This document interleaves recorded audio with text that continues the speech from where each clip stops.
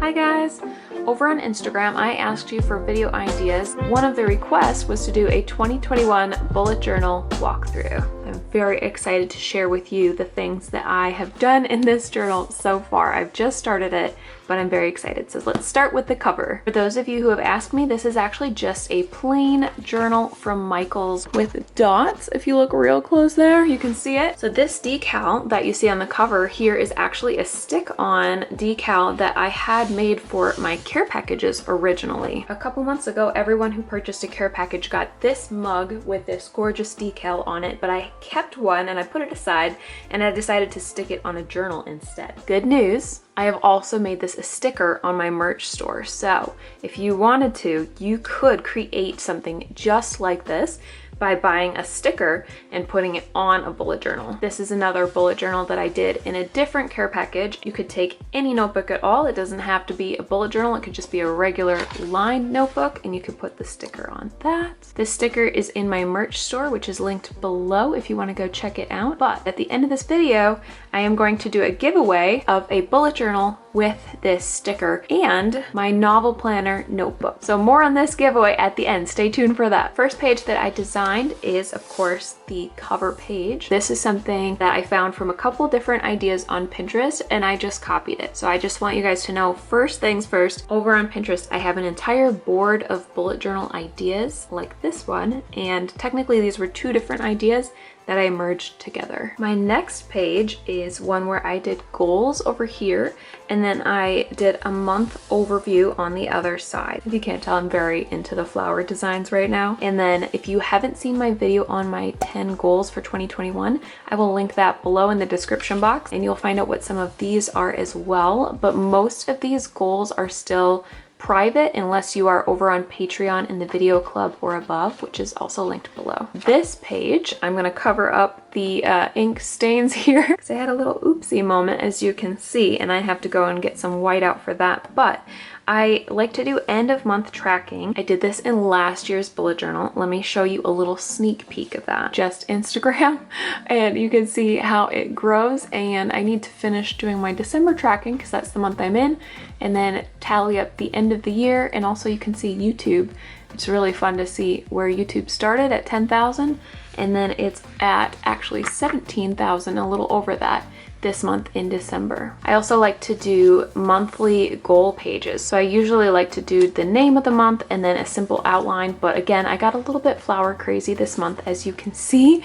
And so I actually ended up putting flowers on all of my goal pages so far. Right there, this one's probably my favorite so far. I actually have plotted out all of 2021.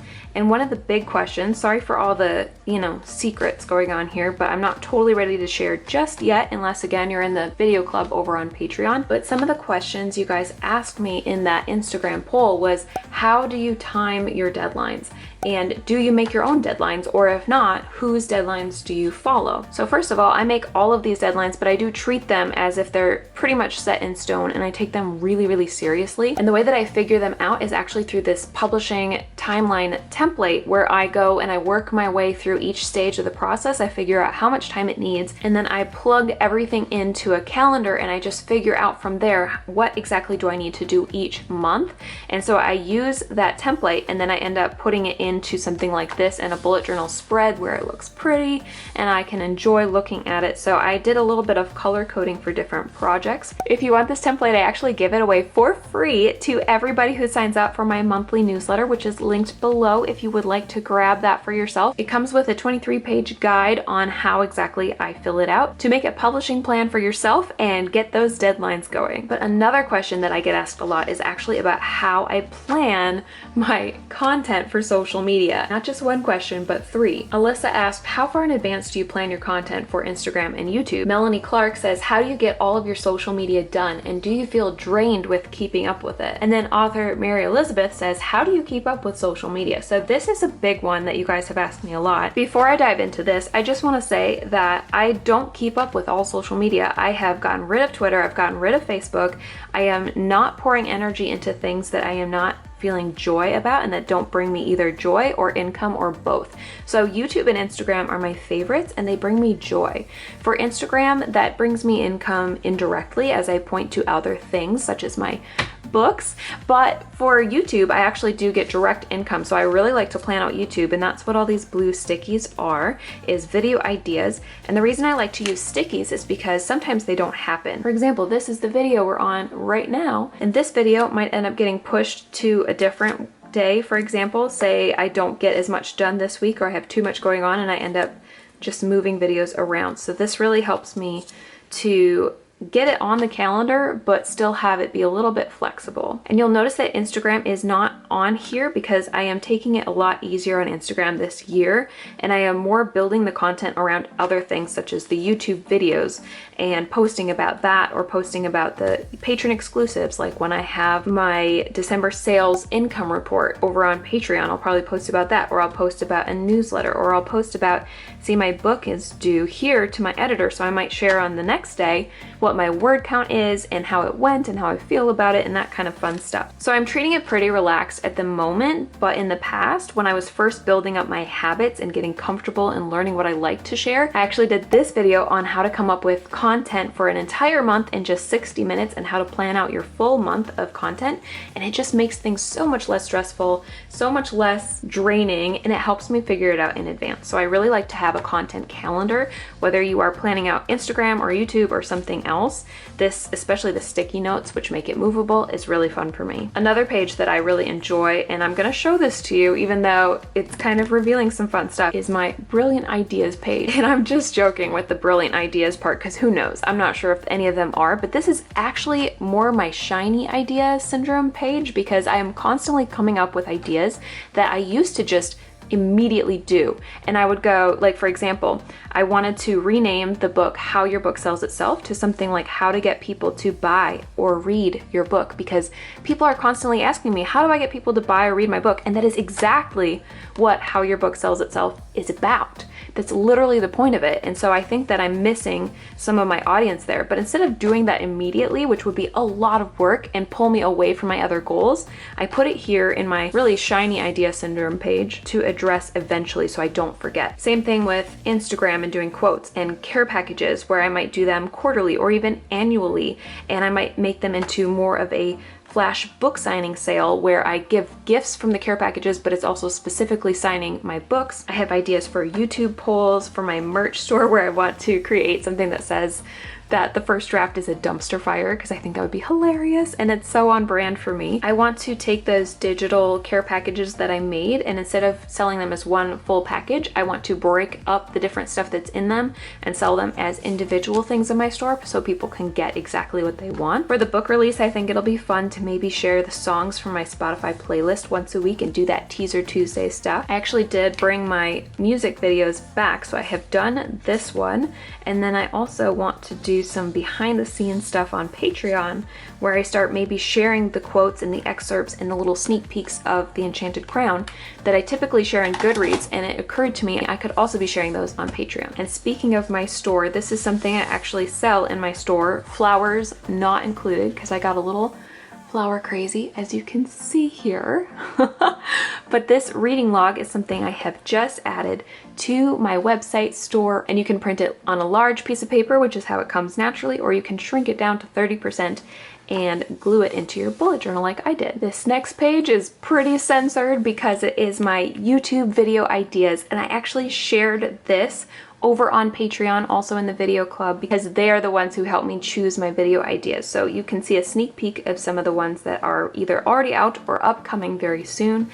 And then on the other side, you can see that I have questions from Instagram polls where I asked you guys, I said, I don't necessarily want to do how-to content all the time. It sometimes gets a little bit boring if you just do that same content over and over. So I asked for some questions for some things that you really, really wanted to know. And I also did a bunch of questions for a fun video video idea I have coming up that you'll see soon. So subscribe if you're not already. My next page is something I pulled over from last year's bullet journal, which is some promises from God over my career, and I want to write them down and remind myself. So I kept a big section here so I can continue to write verses, and I do have some more that I want to add in here that I got in 2020 and I want to add to this page so that I can look at it. And that brings up another question that you guys asked me. Alyssa said, how do you work through doubt? And this is honestly one of the things that helps me the most, is to look at reminders of why I started, what I believe in, what really matters to me, and that I truly do believe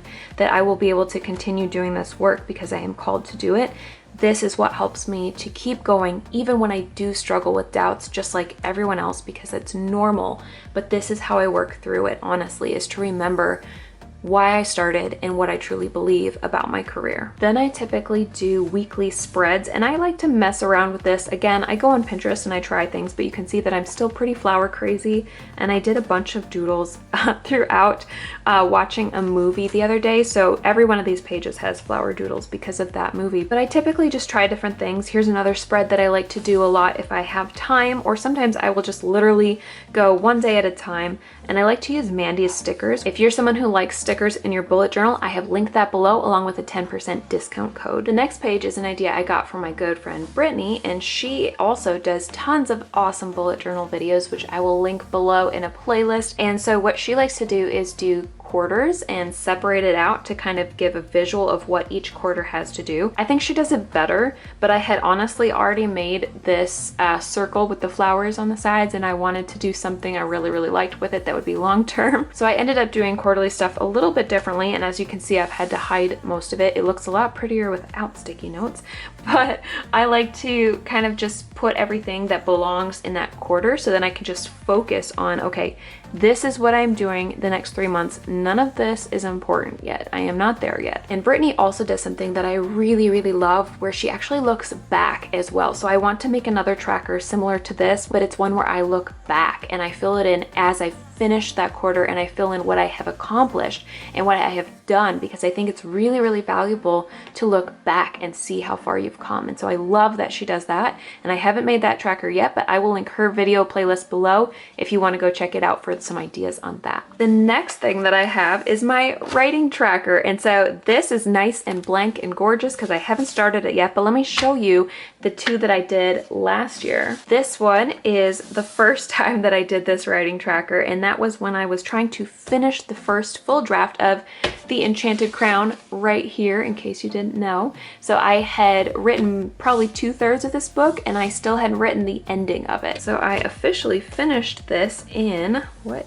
month was this? Oh, yes, there it is. That's October 1st right there. So I did most of it in September and then a week into October, and I finished the first draft at 69,000 words. But then I came back to this and I made the same writing tracker for editing for beta readers, and I'm proud of this little thing because I made this, Mandy hadn't intended for this to be a little name tag, but I used the top and the bottom of the sticker sheet and I created a little name tag thing there, which I thought was fun. As you can see, I'm a very messy bullet journaler. I don't take it super serious, so I just crossed off the days when I didn't write, and then I used her fun word count stickers, which honestly, these are my favorite stickers because it feels so good to have daily accomplishments. And so I even used her little winner sticker down here because technically this was NaNoWriMo, even though I was editing instead of writing.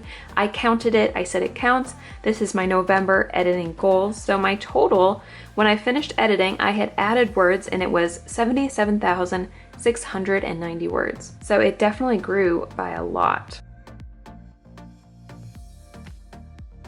Another tracker that's in my old bullet journal, but I want to add it to my new one, is this one for my new WIP, where I use my 50K tracker. This is also on my website story, linked below if you're curious, where you can only really use this for drafting. It doesn't work as well for editing, and you can shrink it down to fit bullet journal size as well, and then you color in as you hit each one. It's like a little game board, and it makes me super happy. So that's on my website on the left, and then on the right, of course, you might recognize Mandy's stickers again. And these are a different one that she creates with a book stack where you can put in your total for the day and your total for the book as a whole. So I've been using those, and I want to recreate that in my new bullet journal. And I also really love that my new bullet journal actually has a pocket in the back, which is so fun. So I have these stickers from Mandy, which close up, and then I also got these from her, which I haven't tried yet, and I want to use these for a nonfiction project. Very excited about that. So I'll be making some more trackers for that as well. Another tracker that I'm very excited about is my exercise tracker, because I think I said this in my recent 2021 goals video, is that I really want to be more active. I'm starting to have a lot of back pain and shoulder pain and just generally don't feel that great because I'm not as active as I used to be. So I really want to get back into the mindset of moving somehow every day. And I have other exercise goals as well, but this one's the hardest for me because I really hate exercising. So I get to put a little sticker on the days that I work out. And for that, I just have some fun stickers from the dollar store because you guys know I love my stickers. So this is going to make me feel very accomplished. And I'm going to put this in the back pocket as well. Last but not least, I have a goals page, and this was again from Bethany. I love her video on her bullet journals. So again, I'll link her playlist below. But what she did is she did little images for the different things where she wants to have growth. So I know you're probably really excited about the dollar signs, but let's start over here. And this is my starting point where I'm at 10,700 on Instagram, 17,000 on YouTube. So every time I make one of these goals, I get to color that in and I can see my progress and just seeing visually how far you've come at a glance. For Instagram, I decided to do every 500 I could color it in, and for YouTube, every 1,000. And I just went as far as I had room. And then over on this side, if you've seen my 2021 goals video, then you know I have some pretty drastic goals. I'm gonna admit to you right now that drawing these laptops was a huge pain, and I just kind of gave up and I said, it doesn't need to be perfect. I don't care that much.